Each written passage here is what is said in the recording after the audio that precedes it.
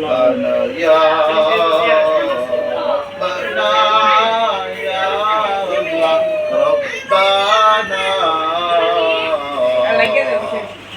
أفكار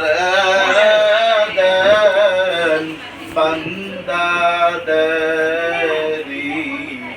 সব গুনাহ কত গুনাহ